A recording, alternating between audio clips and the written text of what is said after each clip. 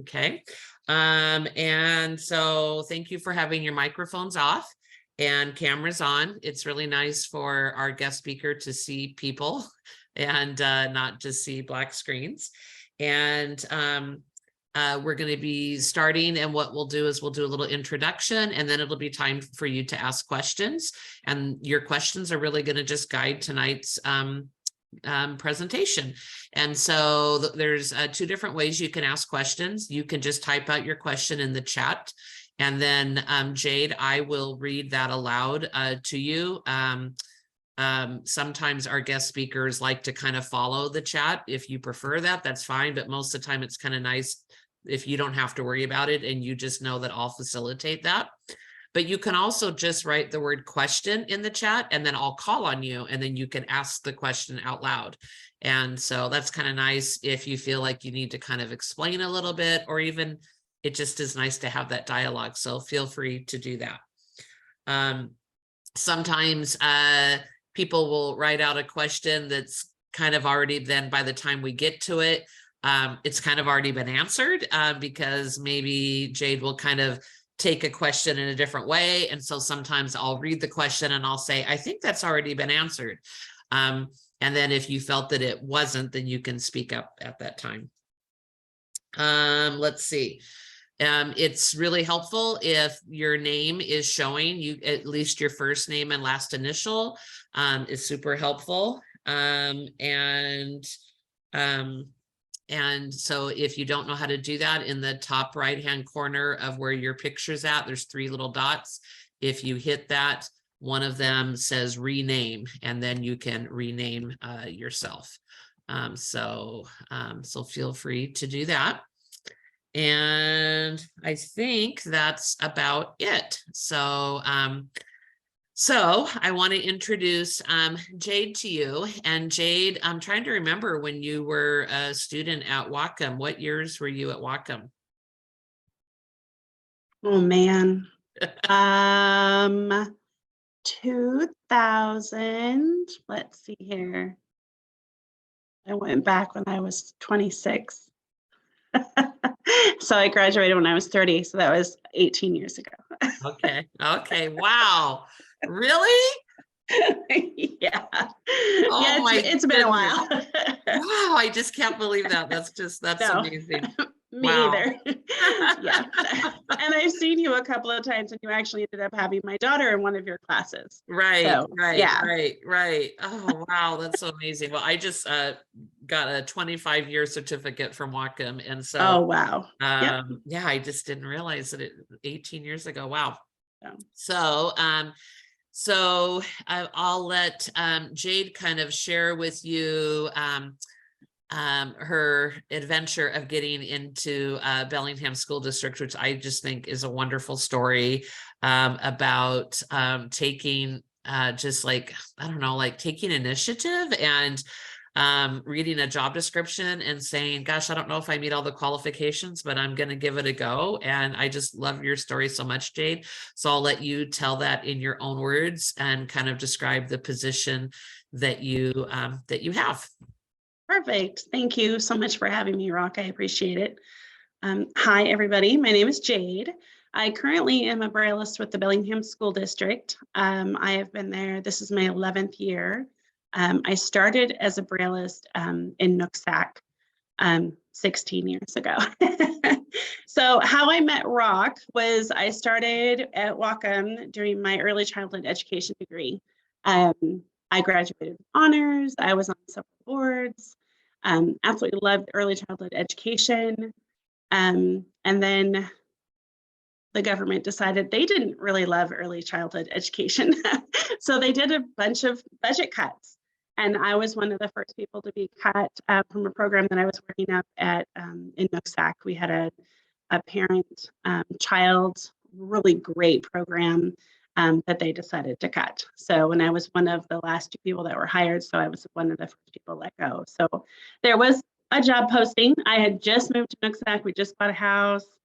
I was in my 30s, kind of, taking my time and trying to figure out life. And a job posting was available for someone to work with a visually impaired student. and the person needed to know Braille. And I was like, well, I have an early childhood ed background and I do love kids. The student was in 8th grade. So I went online. I learned a couple things about Braille. I applied for the job, and it was only me and one other person that applied. And I kind of went in sounding like I knew what I was talking about and got hired, and learned Braille. So with Braille, often, because there's not a lot of people that know it. So when you do get hired as a Brailleist, you have that school year to learn and get certified. And so that way it's not like everyone's just floating around knowing Braille and not using it. So it took me 3 months to teach myself Braille. There's a lot of people that talk about doing it and they don't do it, and I'm not really sure why. It's not, in my opinion, it wasn't super hard, but you do have to apply yourself and you do have to practice and learn some things. So I feel like anybody can do it if they apply themselves. So currently, right now, I'm the only Brailleist at the Bellingham School District. Linden has one.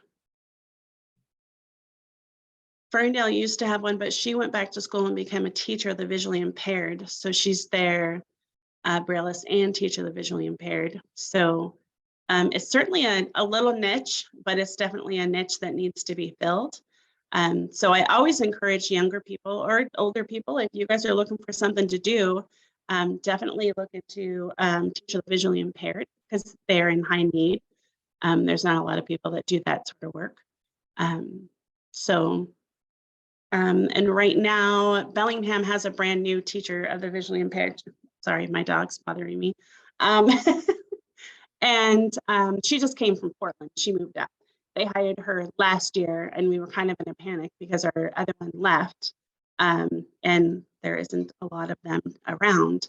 So they actually talked this one into moving up to Bellingham. So she relocated and is living up here. So it's her 2nd year. I know quite a few Braillists from other school districts. We all kind of keep in touch, and kind of, what are you doing? How much are you getting paid? And we're all doing totally different things, because every school district is different and every visually impaired student is different. So that's kind of what it comes down to. And education is the name of the game, is being flexible. That's the important part. So important, but also tricky. So do you guys have any questions?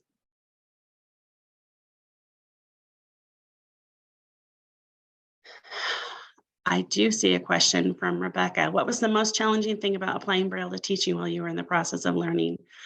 I'm not sure that I understand that question completely. Let's see. Well, I was learning Braille. Is that what you mean, Rebecca? Did you want to unmute yourself and you can ask me?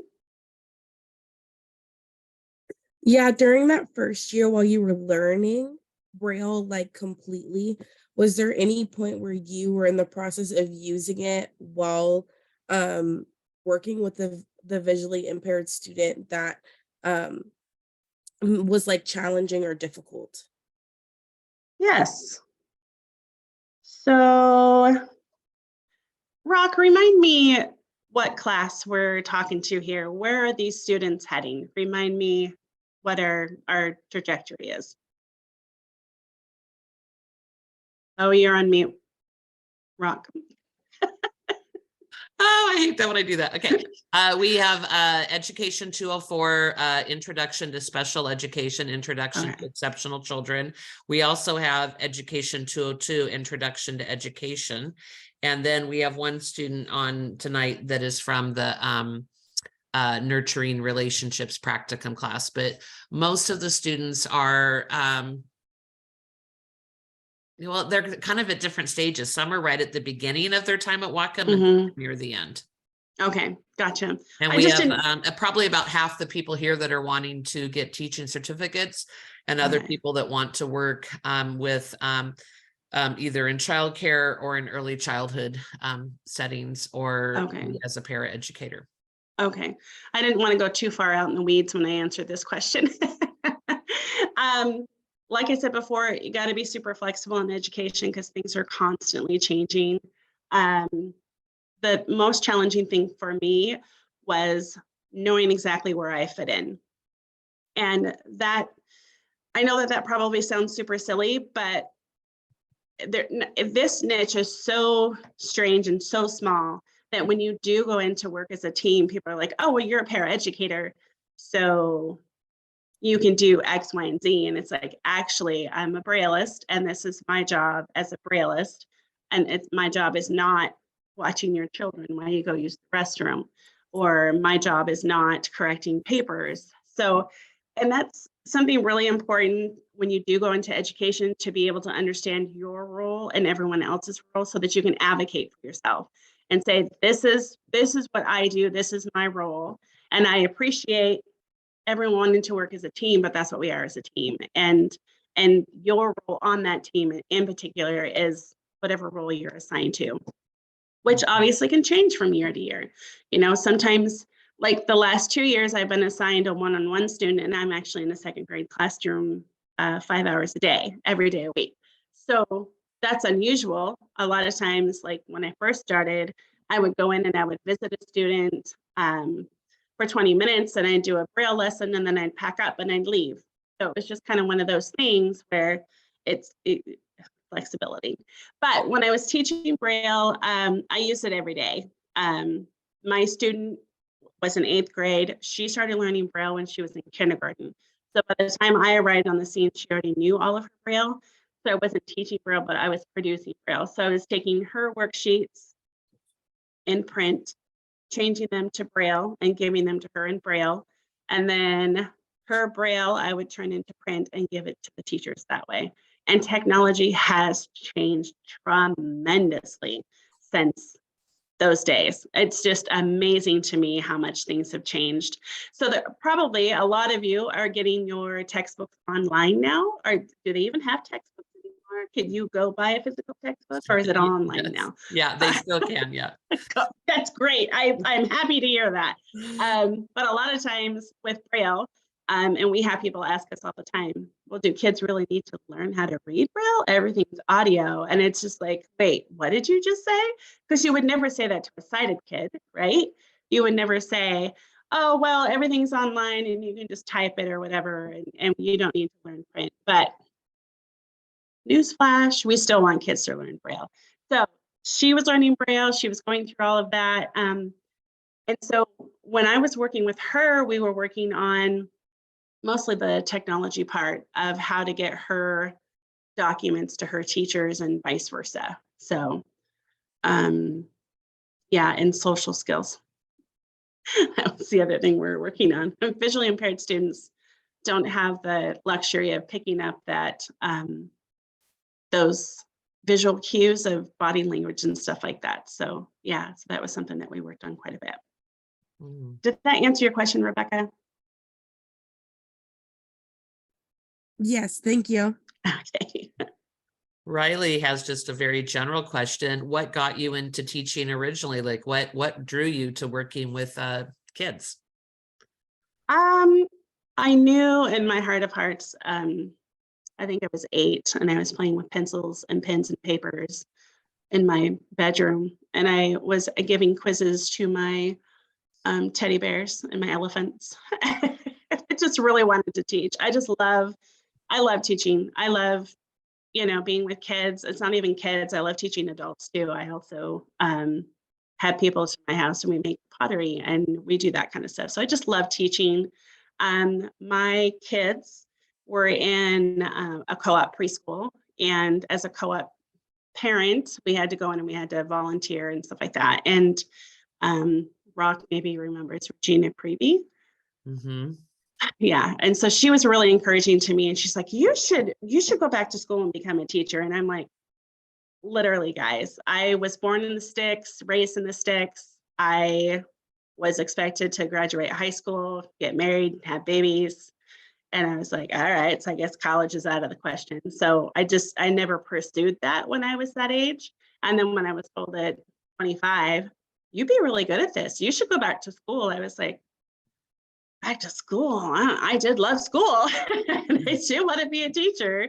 So I took a jump and nobody in my family understood it. And my mom and my in-laws at the time were horrified that I went back to school at 26, but I'm certainly glad that I did. I don't regret it, and finished with the ECE, AA, and yeah, kind of dabbled here and there. But yeah, my kids were little, and then by the time they got into, older, and that's kind of one of the reasons why I ended up at Nooksack too, is kids going to Nooksack. So that was interesting, going to my son's first day of 6th grade, because it was a brand new school for him, and then going for my first job as a school that I went to kindergarten in. Oh, full circle, full circle. Full circle, absolutely. Maria says, do you do any special training during the year to keep you updated? Like, what kinds of professional development do you need to do to stay up to date? So our certificate expires every 5 years, and it used to be, back in the day, we would have to take continuing education hours to keep up on it. But somebody swept in and said, no, they need to take a test every year. So we take a test every 5 years. It's not a really complicated test. The complicated part about it is taking the test, like they have to send you the materials, you take the test with a proctor, you have to send the materials back, which is all the way down in Vancouver, Washington. They have to correct it and get back to you. Unfortunately, I learned the hard way that if you let your certificate expire, you have to take all 5 parts of the test over. And it's not pleasant at all. So don't ever let any of your licenses expire. Just don't do it. It's just not a good idea. So I try to dabble a little bit. It's easier if someone says you have to take continuing education courses, because you have to do it.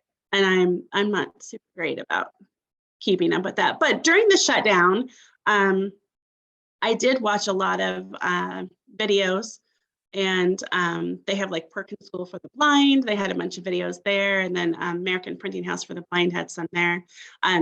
So I you do want to keep up on like what everyone else is doing and the new techniques that are happening. And also during the shutdown, I connected a bunch of us in Washington, a Brailleist across the state. And we had a little group going on every week because I was getting paid. So I needed to be doing something to earn that paycheck. So that's what I was doing.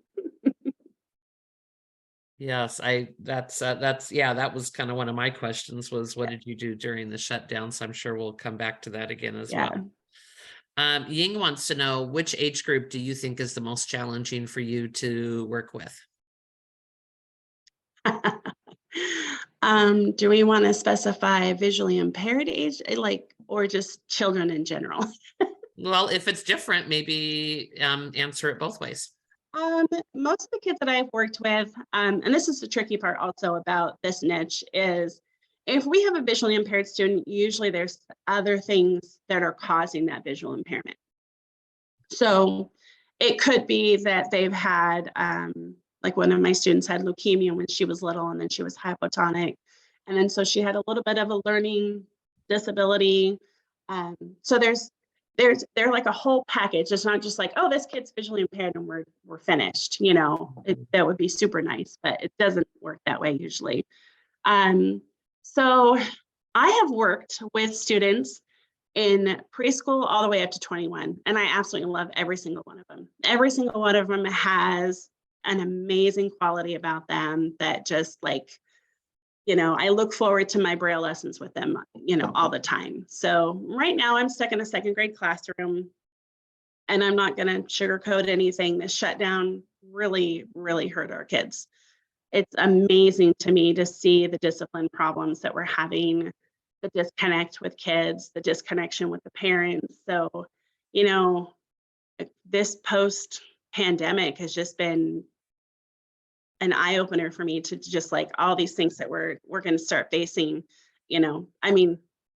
I work with some 5th graders because they come in and they do like a buddy read with my 2nd grader, and I'm just like, why are you guys behaving this way? Like, so after chatting with some of the teachers, I discovered that, yeah, the pandemic was really hard on every single age group for a different reason.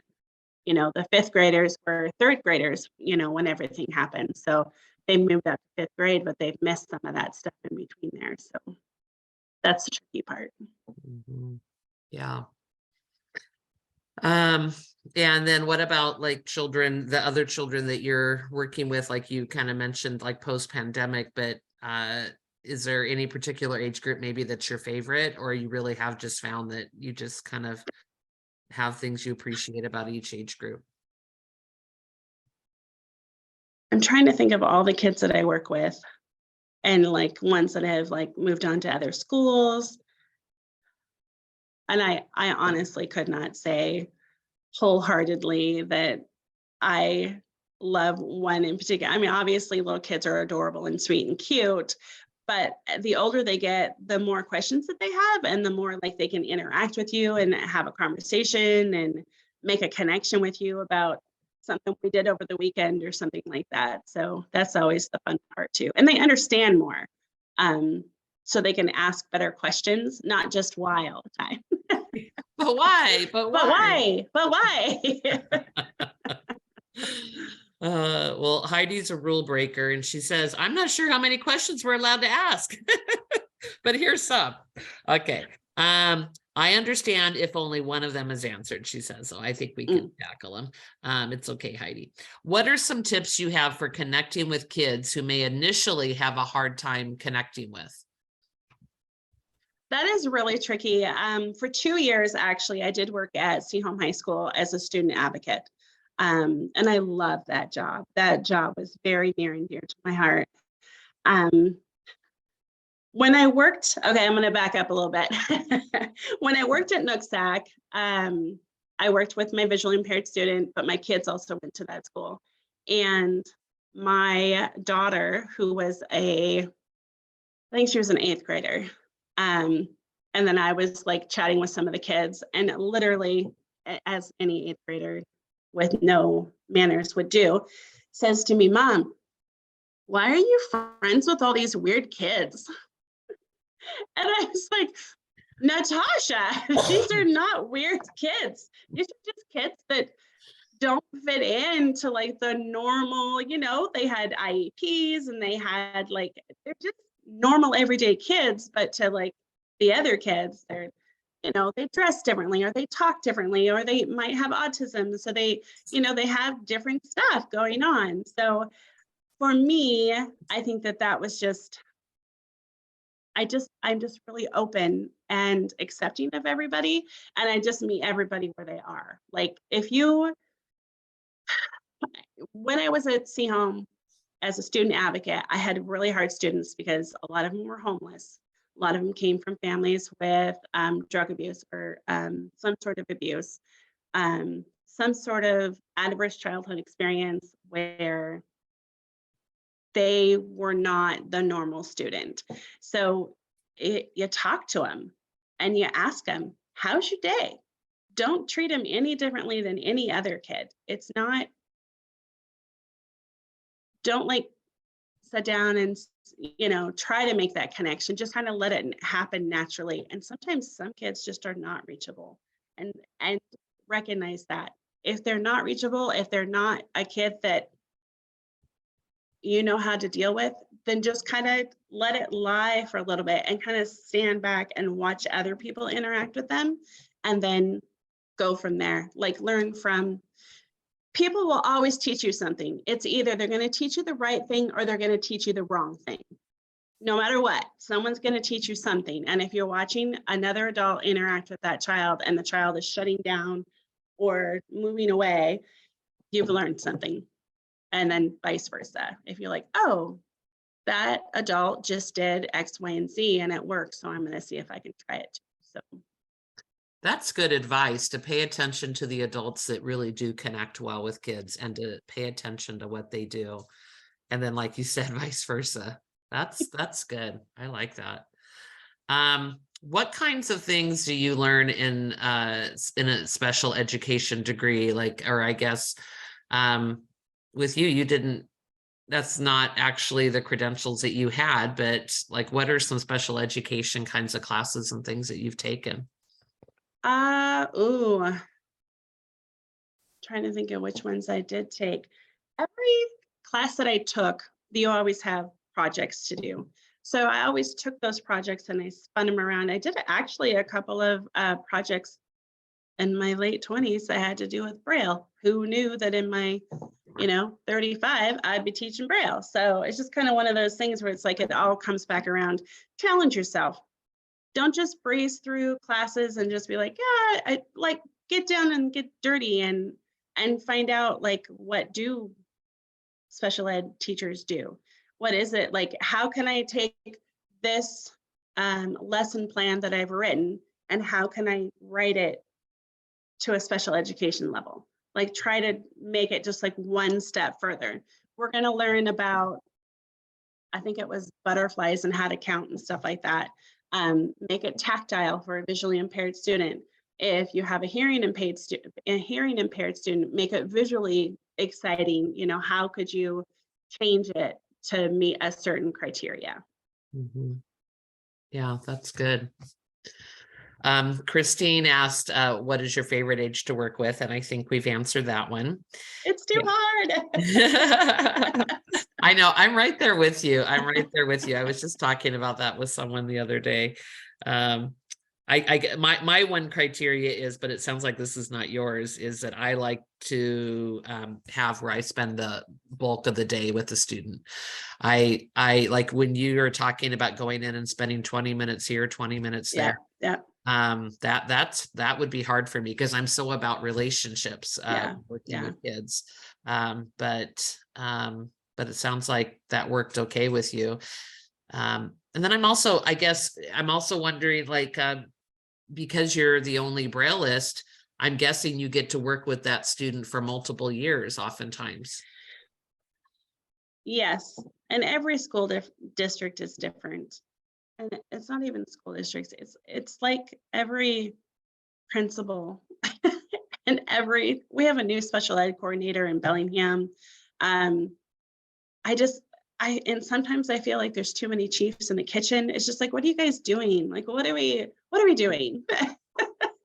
So, and that's the other thing that all of these lovely people in your class need to remember is that they're in the trenches. They're down there, they're doing the work. And sometimes people up here are just like clueless. And you just kind of gotta either kind of go with it or kind of maybe try to educate them. It's just kind of like, this is what's happening and this is why this is happening. So, but yeah, I think it's one of those really complicated. I wish that we could say just this one answer. And we could just say this one answer, but then you would have to say, unless, but also, or that kind of thing. Mm-hmm. Yeah, it's kind of like the target kind of changes sometimes. Like the whole idea is about relationships and working with students for multiple years. And then the next year it's, we see some disadvantages to working with children for multiple years. So we're not going, you're like, what is it? Right. And, right. Yeah. And the bigger the school district, the more likely you are to have that kind of bureaucracy and to be so many steps away from where decisions are made. But, I agree with you to work on communicating and not be afraid to do that. Though I would say that to do that after you have some job security, after been in the district for a while, you don't want to be viewed as the squeaky wheel or something like that early on. Go in there, your first week, tell the special ed coordinator how things are done. Let me tell you how to make it work. Let me show you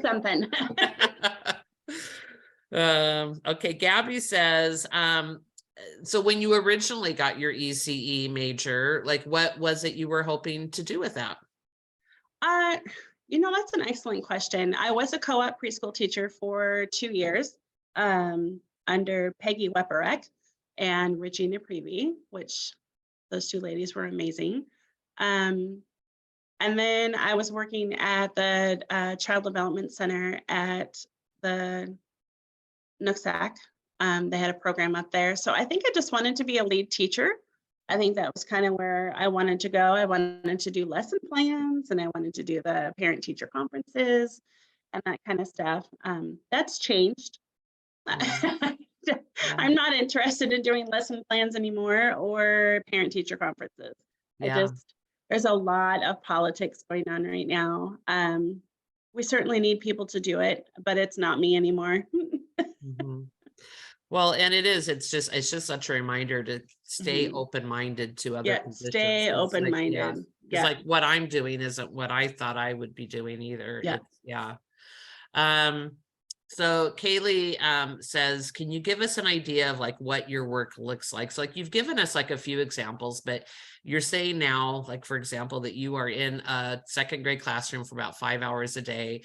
Yeah. So like what does that look like? Like what are all the different ways that you support? And it's one student you're with, right? It's like a Yeah. one-on-one. Yep. And so what are some examples of ways that you support her learning throughout the day? So I've been one-on-one with 3 different students. I've been one-on-one with an 8th grader through uh, her 21st year. The other student was a 3rd grader for just a year. And then this student, it's been the last 2 years I've been one-on-one with him. Um, it's the main thing that they have in common is I am their advocate. I am the person that I see something that needs to be done. She needs to turn in a paper. How are we going to make this work? So I am in contact with the teachers. So the 8th grader had 6 different teachers.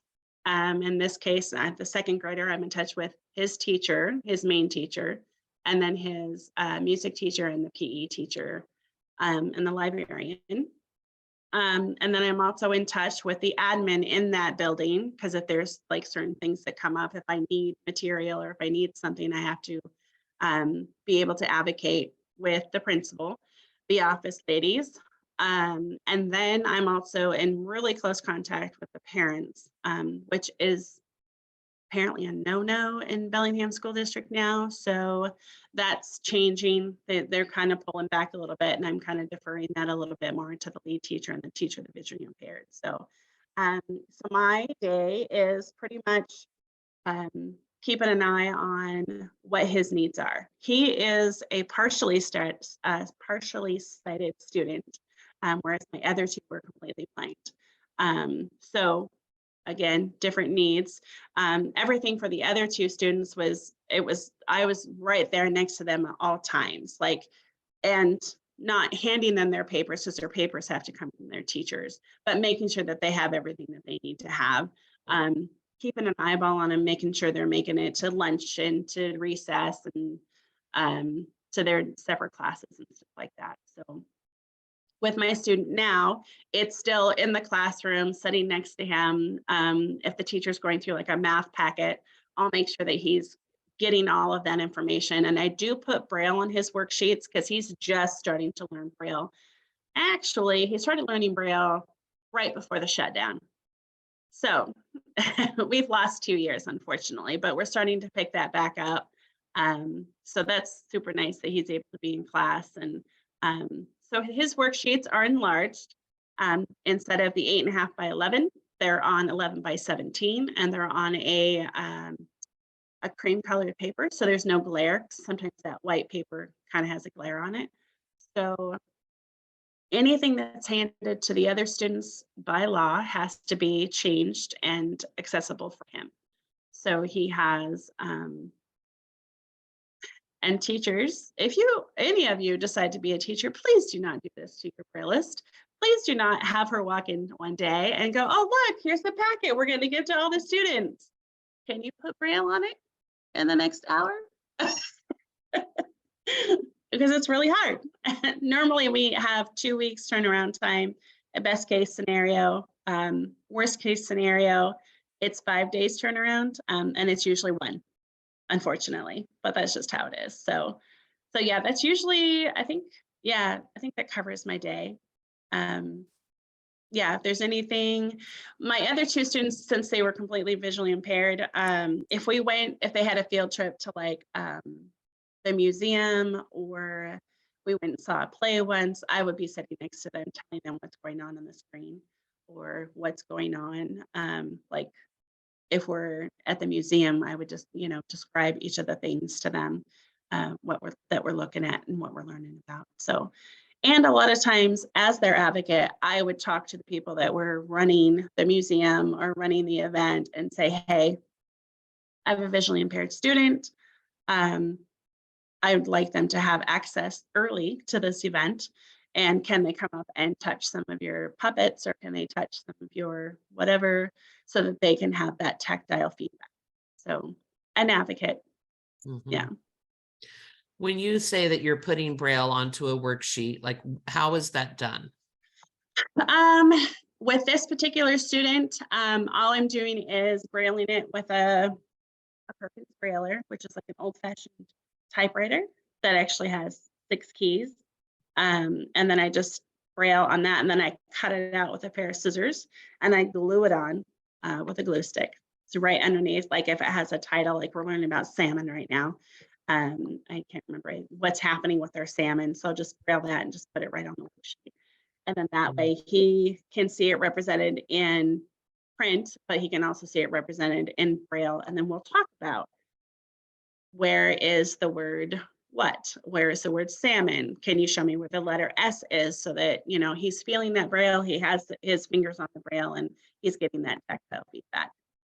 Yeah, you can see where that would definitely be time consuming. Yes. What about purchasing items in Braille? So like if he's in a book club where they're reading a particular book, I imagine that there'd be a certain amount of print to where it's just not really reasonable for you to do it. Does the district purchase books in Braille? So there are several different places. Texas School for the Blind has a library that we can borrow from. American Printing House for the Blind has a library that we can borrow from. I also have a program that I use on my computer called Duxbury. So I can take any text and format it into Braille. And then I have an embosser that I just print everything. It's like a printer, but it just embosses everything. It just puts everything in Braille. So Braille takes up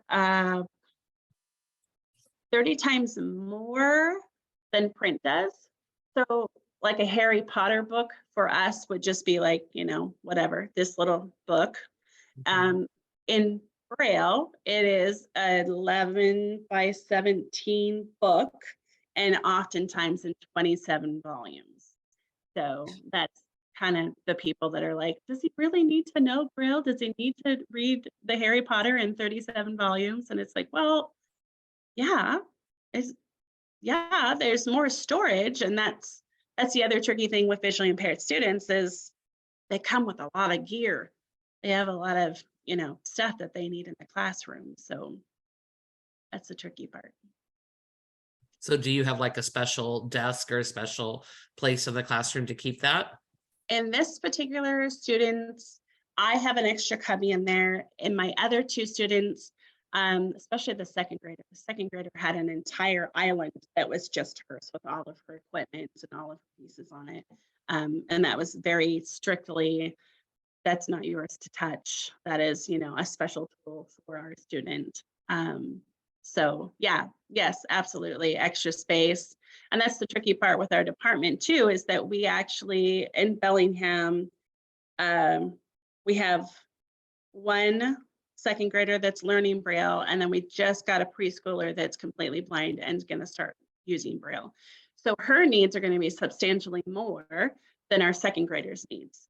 Like her needs are like already at, you know, she's only 4, and already they need like this room with just all of her equipment in it. So that's the tricky part, is also getting the admin to understand we need extra space. There's stuff that goes with this kid, and this is how it works. So Yeah. yeah. Melanie says, was there any other training that you needed besides learning Braille for your job? Because I'm also a para educator, and this is the tricky thing, and Rock, you might know some of the rules better than I do right now, but as a para educator, you have to, this OSPI has required that you get a special endorsement now or something like that as a para educator. But because I'm a specialist, I don't have to have that endorsement as a para educator. I currently, right now, as we speak, But that might change. I'm not really sure how that works. But as a Brailleist, no, I did not have to have any other special endorsements. Um, Lena says, besides the satisfaction of working with visual impaired, she's wondering, is there an increased salary in your position because of the specialty you have? Actually, yes. So currently, right now, the Bellingham School District, I think we have level A through F. A is the highest paid, F is the lowest paid, and I'm at B. So A is like the secretaries, ASB and treasurer and stuff like that. So I'm the highest paid para educator. As I think the job coach, I think is above me or with me or something like that. They're kind of in there. And if you guys ever want to find out about salaries, like how much does everybody make? If you go on each individual school's website, you can look for their bargaining agreement, and that's going to have pages in there how much money you're going to make. And they're Yes. all pretty, I think everyone's pretty standardized now that like they have their agreement online and you can look at page X, Y, or Z to find out your pay. I will tell you Bellingham pays substantially more than any of the county schools. Bellingham's quite a bit richer. That's just how it is. So, because I looked last year, I was like, well, maybe if I worked closer to home in Nooksack, but it's literally almost $10 less an hour. Yeah, So, it's the state has been yeah. trying to get to where there isn't that disparagement Right. between districts, because it's just not right. Right. But it's like you can Meridian butts right up against Bellingham, you could be just Yep. like a few miles down the road Mhm. and you could be doing the exact same job and you Yep. could make 10 to 15% more in Yep. Bellingham. And then that makes it really hard for those rural school districts to hold on to qualified people. Mhm. And Yeah, so, exactly. yeah, Yep. yeah. Yeah, or even hire those kind of people because like Mhm. Nooksack needed a Brailleist. And they're like, well, we can't afford one, so we're not going to hire one. It's like, that's illegal. You're supposed to have one, but that's up to the parents to fight for that and up for the teachers to fight for that. But yeah, it is by law. If they have a visually impaired student, they are supposed to have a teacher that's visually impaired and a Brailleist on. Or they can be one and the same people, but they have to offer those two. So Right. yeah. Yeah, it seems like I hear from school districts sometimes where they think that as long as they have posted the position, that they feel like they've done what they need to do. Yeah. But I agree with you, that's not enough. Libby says, do you work, so I think you've kind of already answered this, or you definitely have. Do you work with one student or do you work with a couple students that are visually impaired? And so like you're saying that like right now and in the past, you've done some one-on-one. Have you ever had a time where you work with two students in one room? No, because not all of our students were located at the same place. It would be super handy if all of the visually impaired students went to one school, but that's illegal. We can't funnel them into one school. So they all go to their home schools. So then that means that there's itinerant teachers that travel and go see the kids. So that would be super handy because then I could have one room with the embosser, with my laptop, with the paper, with all the materials that we need and not have to find a closet. Because literally I am in a book room closet right now when I am at the school that I work at. I am at this little teeny tiny student desk with my brailler, just kind of in the dark, typing away. But I do have a very nice desk. So I spend 5 hours at the elementary school and then I go to another school where I actually have a desk right now this year. For 2 hours, and then I produce Braille there also. Benamy says, do you have a specific preference of grade level? I think we've addressed that. And that's because people all ask the question at the same time. So don't feel bad if you asked a question that's already been answered. That just means that great minds think alike. Dane says, how different is your job compared to a normal teacher? Maybe we would say to a typical para-educator. And so like, what would be, so you were saying that sometimes people want to give you tasks to do because they say, oh, well, you're a paraeducator. Like, what are the different other types of tasks that somebody who's a paraeducator but not a Brailleist would do in your building? I'm trying to think of the other paraeducators that we have in our building. And again, this is going to differ based on school district. Bellingham in particular is, if you are a paraeducator, you float around. Wherever they need you is where they're going to put you. They do not assign you a classroom. They do not assign you a student. That's why I'm thinking that my job might not be one-on-one next year, but I thought that 2 years ago, so I'm not really sure. Again, if someone's doing something, I'm not sure what, but I just, yeah. So let's see, a paraeducator. So we have some behavior paraeducators in our building that follow particular students. Like, they'll be attached to a radio, and we'll be having meltdown in classroom A.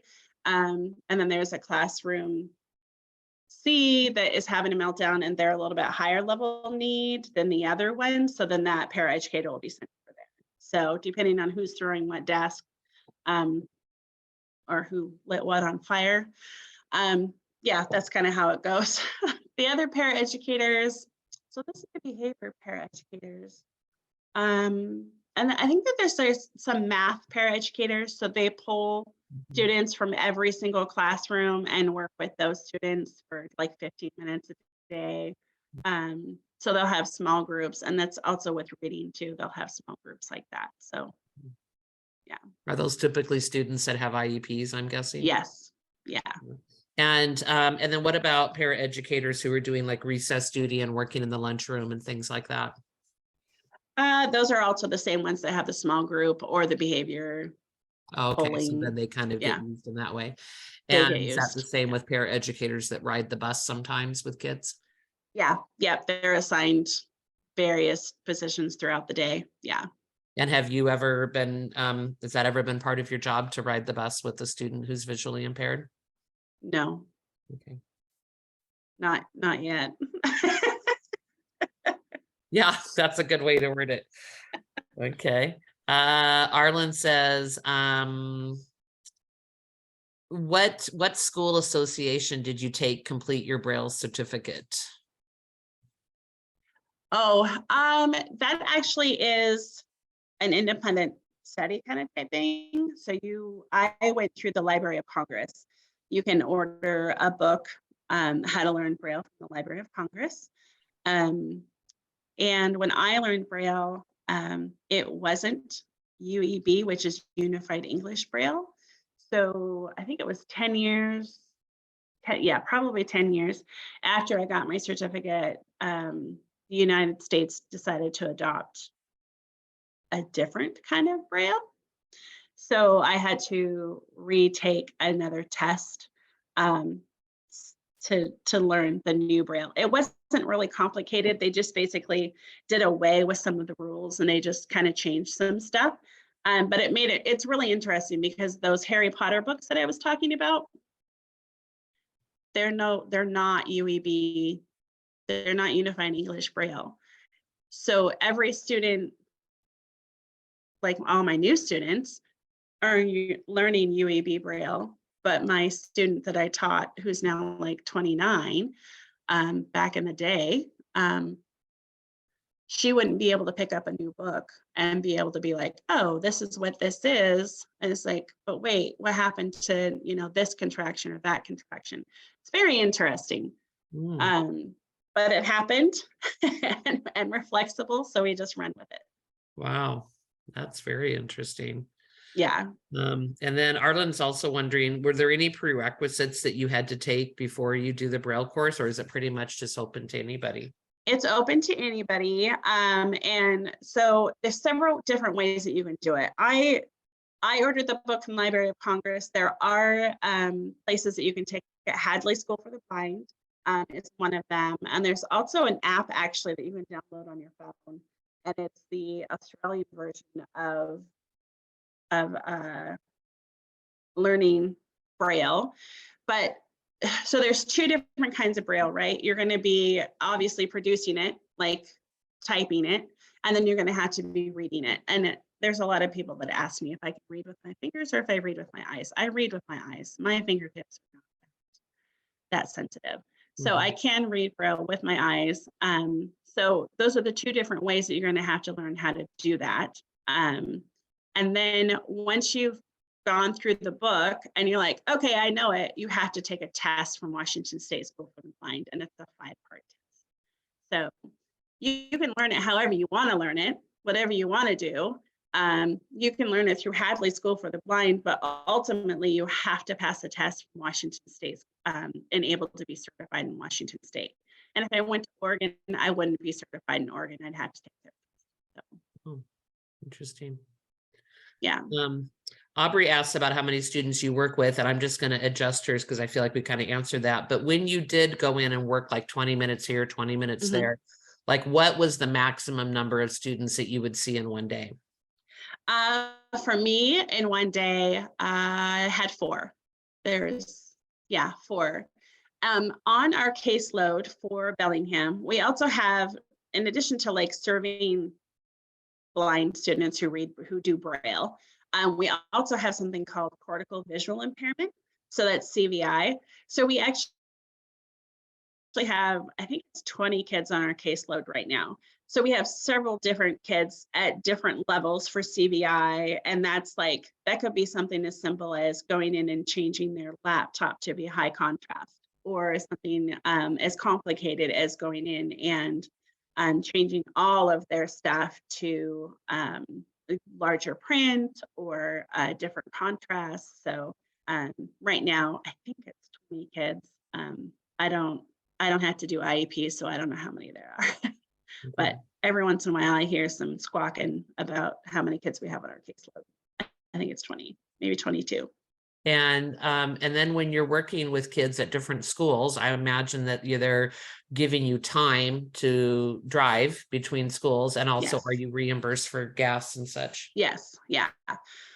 We have I haven't been filling out this year, but yeah, we have I think it's 55 cents a mile, and it does add up, and right now I'm only going between 2 schools that are very short, but back in the day, I was going from Fairhaven Middle School, and then I was going all the way out to Wade King and Northern Heights. So that's a lot of driving, and we do get reimbursed for that, so that's super nice.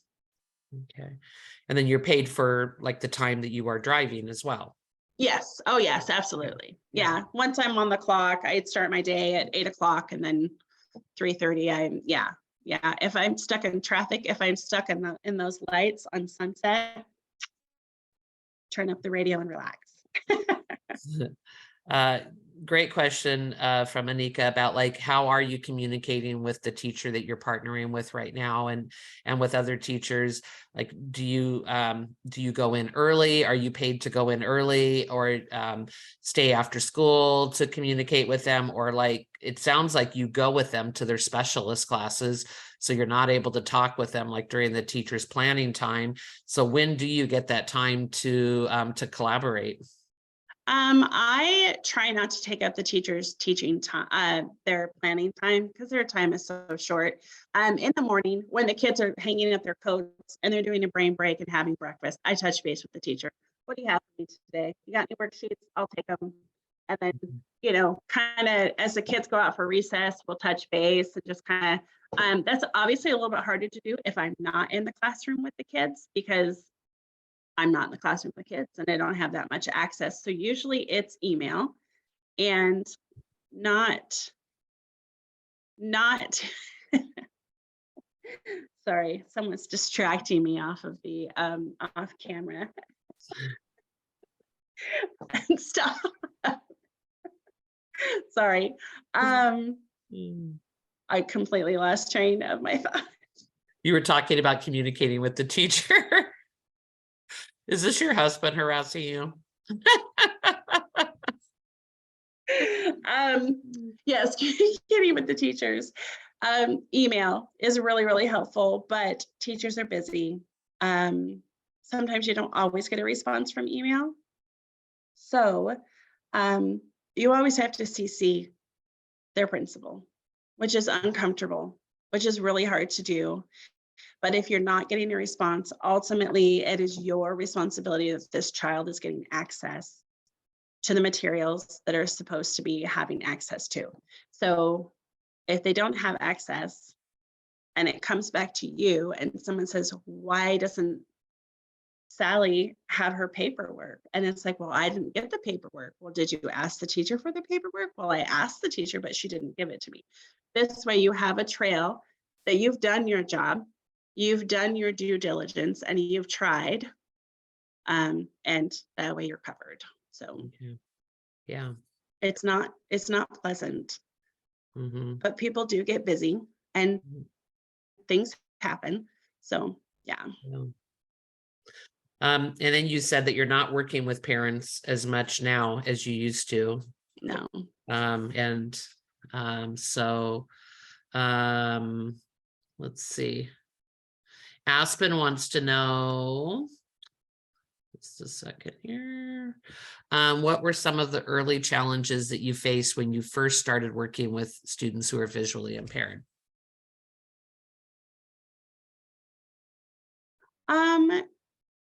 Just knowing what the expectations were of like what my role was, but also recognizing that the nice thing is that when I first started out, I did have a teacher of the visually impaired that actually worked in Bellingham that came out to see our student twice a week. And he would, these are the expectations. This is your job. This is what a Brailleist does, because Nooksack didn't know what a Brailleist did. Um, it was just one of those things where it's like, well, someone's been doing this job. We're not sure what she's been doing, kind of type thing. So, and that's the other tricky part too, is that you are expected to kind of be a self-starter and a self-motivator and to solve problems. And that's one of the reasons why we're paid so high, is because, you know, I go into a classroom and they're given a worksheet and I need to decide what needs to be on it. What kind of tactile feedback does the student need, and how can I change it so that the student can access it? So Right. that's a really, it's a complicated, that's a challenge, knowing how to do it.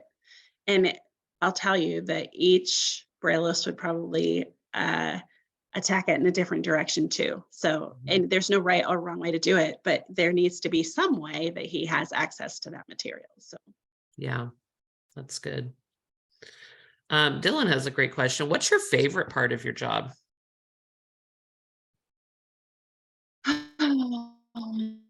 hanging out with the kids. I say that, and I just said the other day that I think I'm ready just to be in my office all day. Which I'm sure I probably would go bonkers. I am very much a creative person. But my favorite part about this job is that I get to be creative. I don't get to be as creative as I would if the student was more visually impaired, because he has some sight. But like adapting books, adapting a storybook that we all love, like Very Hungry Caterpillar. There's all sorts of ways to do that, story boxes and tactile feedback and stuff like that. So a good day when I come home and I'm like, oh, I had so much fun today, is when I got to create something super cool. So Mhm. yeah. Yeah, I'm trying to remember. I remember you bringing in some things that you created before. I'm trying to remember, like, but they were super cool things. My brain has gone blank. Yeah, that's funny because I'm trying to think of it too. I'm like, what would I have brought in? And it's probably just something as simple as putting a fuzzy felt on different parts of, like we just did Brown Bear, Brown Bear. And so we did a story box. We find, you know, a little bear, we find a little duck and all that other kind of stuff, which of course is not representative of what a real bear looks like. Like, this isn't a bear. A bear is ginormous, you Right. know? So that's again, one of those complicated things of how do we convey this in a tactile form? Mhm. Obviously, I can't bring in a real bear, but Yeah. I don't think. Lydia is going back to that question that we had talked about earlier. So what did happen with students who are visually impaired during COVID? And then Oh, were you working with students during that time? I was working with students at that time. I was producing Braille material, sending it home, and then I was doing videos. I was reading stories so they could hear me reading, and then the packages that we sent home, they had like the story, a tactile version of that story. And then that way their parents could like get them on Zoom and they can, or I pre-recorded them so they can get them on their computer and pull up that video and then do it that way. I also did some videos on how to use a Brailler. And then the parents got to watch that and then work with their students. That was the intention. Wow. That's what was supposed to happen. Yeah, that sounds pretty challenging. Yeah.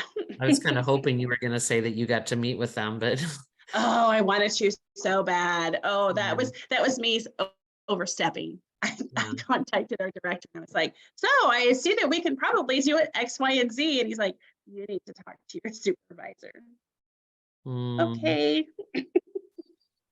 Oh, it kills me. Thelma says, can anyone obtain a certificate? Like, what about like a parent volunteer? Absolutely. Anybody can learn Braille and anybody can take the test. Washington State School for the Blind. I think the test is $150.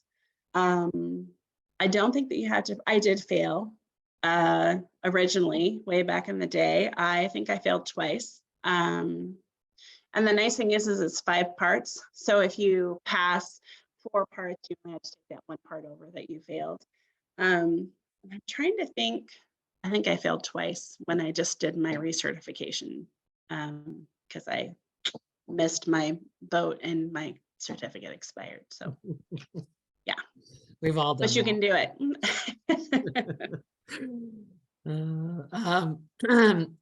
Grace says, is Braille available in different languages, or is it kind of like, where, like you said before, like it's kind of a universal language? Is that what you were saying?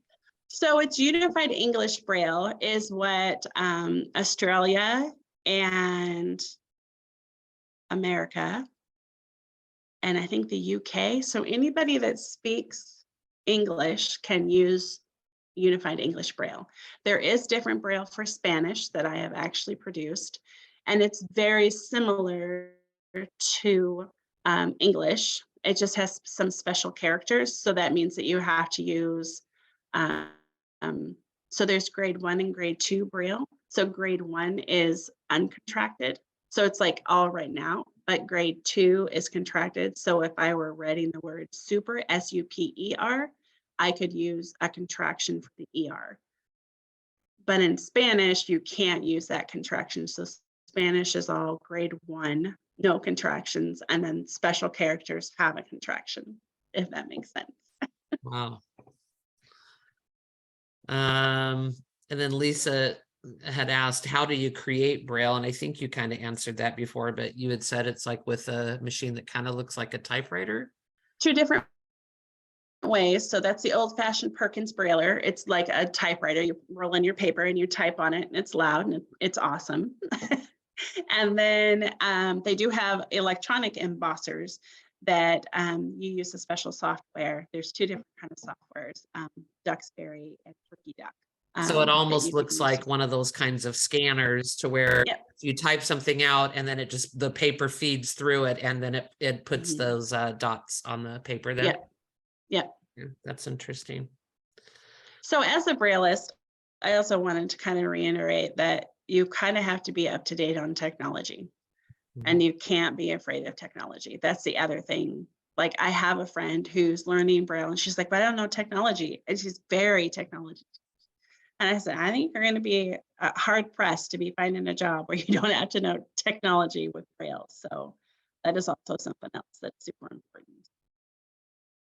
We're nearing the end of our questions. Stephanie says, thank you for sharing your passion and experiences of working with students who are visually impaired.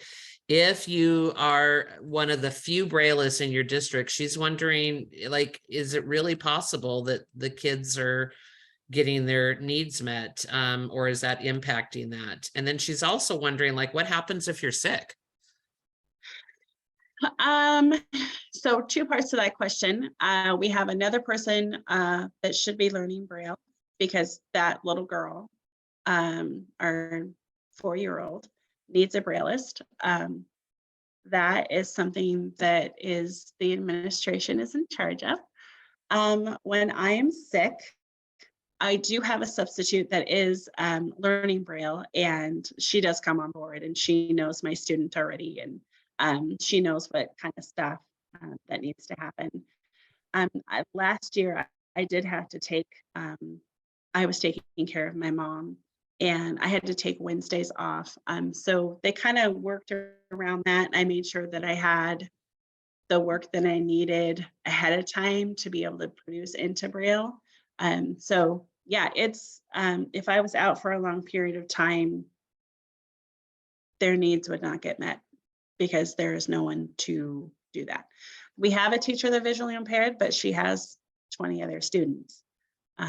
So they probably would have to hire a new one or farm out work. If there's like a big project that needed to be done, maybe they would. And that is something that some school districts do, is that they'll share their TBIs. We don't usually share Brailleist, but if it came down to it, I'm sure that it would probably be a thing. Let's see. Maria says she has an in-home childcare and she's wondering how she can incorporate Braille into her classroom for little ones. So I think what she means is like a classroom that doesn't have any students who are visually impaired. And I guess that was a question I had as well. Like, do you share with the rest of the students that you're working with, like in that 2nd grade class? Do you get to do they get to kind of learn some Braille as well and kind of understand what's happening? And like, I guess one thing that I did when I was, when I had an elementary classroom was I contacted Weekly Reader, and they sent a weekly reader in Braille, and they just did that for free. And that was just like a really cool thing. And I didn't have any students that were visually impaired, but my students loved it. They just loved being able to like read along and feel it, and just to have an understanding of that special language. And that special tool. But yeah, so I guess just, do you have any suggestions for how she can incorporate Braille into her classroom for little ones? And then also, how do you do that in your classroom with your 2nd graders? I love that you brought up the weekly reader, because I just brought that in for my 2nd graders and they loved it. Because I did that with my 3rd grade students several years ago when I was at Sunnyland, and the kids just ate it up. They just absolutely loved it. It's something new and it's something cool. And that's what we try to do, is we try to make it, because especially when you're pulling a child out of the classroom to learn something that they don't even think that they need, and they're missing out on something cool in class, and why is this weird kid being pulled out? So we try to normalize it as much as we can. This is something really cool. It's a superpower. This is how our student is going to learn how to read, and someday he might not have vision. So this is what we're doing. We're teaching him how to read Braille. Incorporating it into a sighted classroom is an awesome idea. There are so many different ways you can do that. If you look at Perkins School for the Blind, they have some, I think that they send out books in Braille and print. I believe they still do that, but I'm not sure. But also, let's see, where did I pick up? There's a placemat that has the alphabet on it. In addition to the cited, the print alphabet, it's also Braille alphabet. So that's one of the things I bought for my early childhood education class, is I just got that mat. It's a placemat. It has the Braille on it. And then they also have the magnetic letters that go on your refrigerator that have the Braille on it too. Yes, yes. And so the kids, of course, will pick it up. Yeah. They'll pick it up and they'll be like, well, what is this dot on here? Why is there a dot on, why is there only 1 dot on the letter A, and there's 2 on the letter B, and there's 4 on the letter G? Like, what is this for? And then you can start that conversation of, well, this is Braille, and this is how visually impaired, people read and just kind of introduce it that way too. So, and just having, there's a lot of places where people go that have Braille on signs. You go to the doctor's office, there's Braille on the signs. You go to the elevator at the doctor's office or a museum, or even some of the schools, not some, all of the schools, the new schools are supposed to have Braille next to the classroom, on the, the staff bathroom, the kids' bathroom. So there's Braille everywhere. It's just pointing out to the kids where it is and what it is, that kind of stuff. Mm-hmm. Somebody once told me that like a lot of restaurants provide their menus in Braille, and that sometimes like they're just it's like IHOP gets a new menu, so that they're going to throw away the Braille. It's like if you let them know, then they can give you the old menu that has Braille on it. Yeah, and I'm not sure if they do that anymore, simply because there are so many apps on your phone that you can just have it read you the text that's on there. Yeah. Again, that was a while ago, now that I think about it. Yeah. Because yes, that would be super cool. Because I've even thought about, well, maybe if I went and got a job and just started doing not that I would ever leave my job. Well, here's the way we would like to end tonight. I'd love for students to share with Jade what you're taking away from tonight's presentation. So if you want to, you could use your little hand symbol, or you can actually literally raise your hand and then I'll call on you. Go ahead, Lydia. I think one of the things that I learned that also translates to the rest of my education journey is to have an open mind. And particularly when it comes to parents, like that's one of the things that I kind of worry about when getting into this career, is like not seeing eye to eye with parents, because the primary focus is the children. So yeah, just open mind. Open mind. Thank you. Heidi. Something that I'm learning is just to be really flexible and realize that your job is maybe going to morph and have different parts, and that the kids' needs will change, and depending on the child or their age or how they progress, if you're working with them for several years, just to be flexible and realize that you can grow in your skills too, along with the kids, and just kind of, keep that open mind and open flexibility to best work with them. Benamy says, one thing I'm taking away from here tonight is to be patient with the kids and to be understanding. Stephanie. I'm just really so inspired hearing your story. So it's not an area of education that I've really devoted a lot of attention to, and it's just really inspiring to hear your story. And I appreciate how you shared the information, and it's going to take me some time to process all of it, but thank you. I'm just super inspired. And you can feel free to email me if you'd like. It's just jadesigns@bellinghamschools.org. You guys, and I'm willing to have conversations with you all. I think one thing practically that I heard was how you were setting up boundaries with the teachers that you're working with, and that's something I'm not very good at doing. So yeah, good on you for setting up those boundaries and advocating for the kids. They're lucky it sounds like they're lucky to have you. Thank you. Yeah. Aubrey says that she got a lot of helpful and interesting information. Aspen. The main things I took away was I learned a lot about what it takes, like gear wise and whatnot, like the needing for gear and the needing to maintain kind of a technology competency. And I also took away watching adults and how they interact. Like that made a lot of sense to me too. Yeah. Yeah. Libby. What I took away is that as someone who wants to be a lead teacher, just how important it is to help the people that are here to assist my students that need help, and give them the lesson plan in advance so that they have time to put Braille on worksheets, not just give you one day. Yes, I think please. that's super important. Yeah. Grace. Oh, I think you're like just totally amazing. I have always had a heart. Growing up, I had some friends and their dad was visually impaired, and they actually like lived on a school bus, and it was like this whole journey. And I've always been really inspired and interested in Braille. And actually, I think I might actually want to pursue that. I'm very, That would be very awesome. We are going to need one more person. So Well, Grace is in my practicum class, and I've been able to Oh, observe nice. her working with children, and she would be a great addition to Bellingham schools. awesome. Kaylee.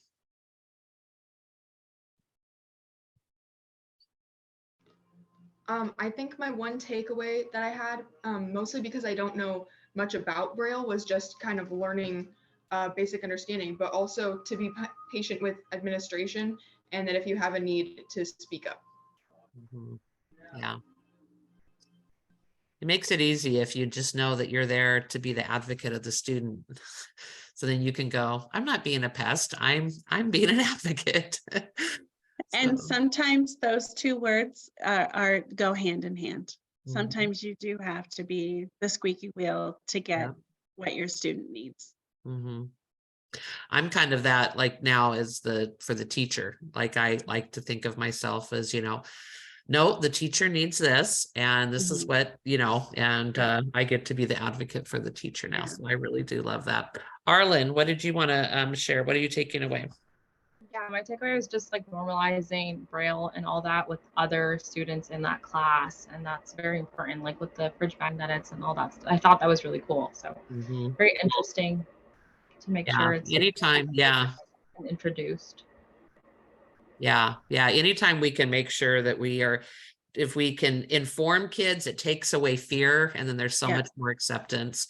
Yeah. You think of a child once who had severe asthma, and the school nurse came in and had everybody breathe through a straw.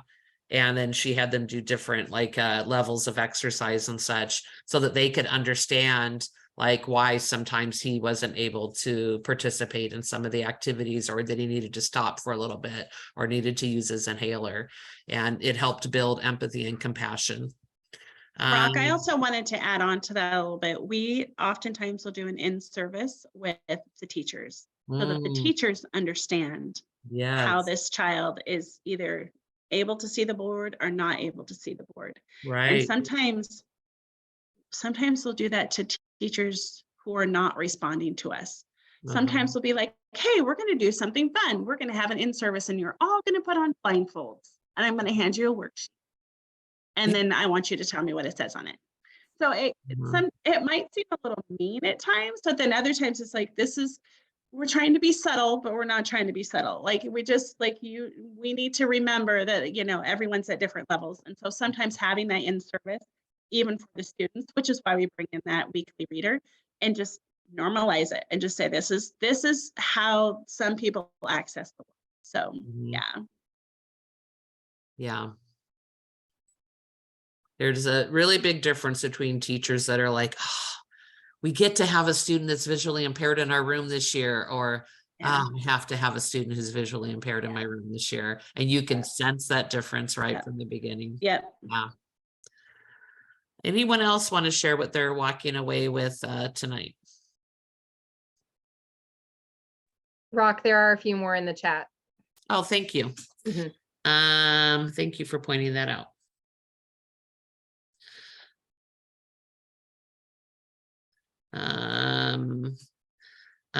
Heidi says, thank you so much for taking the time to tell us about your job and just your overall experience. It's nice to hear straight from someone who's doing it. Riley says, one takeaway I have is to always keep working at your goals. Don't take the easy way out. Thanks for sharing your story. Gabby says, one thing I learned was that there are so many more jobs out there than just teaching or admin work. Christine says, I'm really taking away that when you are passionate about your work, it really isn't more enjoyable. You seem really to be passionate about your work. Thank you so much for sharing with us. And Thelma says, what I'm taking away is not being afraid to choose a different path and trying something new. Dane says, my takeaway was how important you are to some kids because of how limited your position is. Nika says, what I take away from this is how important it is to put the needs of a child first. If you don't know what the child needs, you won't know how to effectively support them to be successful. Lena says, my takeaway is everything you do with love, not just for money, and you can work for different school districts as a paraeducator. Lisa says, thank you for sharing everything. I am currently a substitute paraeducator in a very small school district, and I am inspired to reach out to see if we have any Braille lists, and if not, if they'd be interested in supporting me to become one.